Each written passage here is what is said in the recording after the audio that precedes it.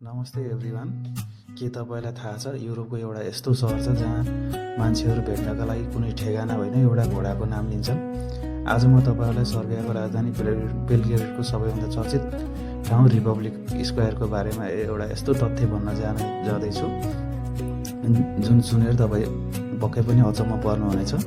पहिलो रोचक तथ्य के छ भन्दा यदि तपाईँले यहाँ कसैलाई म रिपब्लिक स्क्वायरमा छु भन्नुभयो भने जो कसैले बुझ्दैन, यहाँका स्थानीयहरू यसलाई कोन्ज अर्थात् घोडाको मुनि भन्ने गर्दछन्।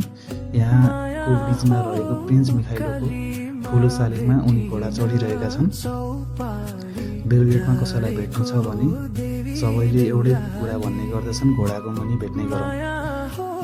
अब तपाईँहरू पनि सर्बियामा हुनुहुन्छ भने चाहिँ रिपब्लिक स्क्वायरमा एकपटक अवश्य घुम्नु होला र अनि हाम्रो युट्युब च्यानललाई लाइक, सेयर, सब्सक्राइब गरिदिनु होला। हामी यस्तै भिडियोहरू लिएर आउनेछौँ। धन्यवाद।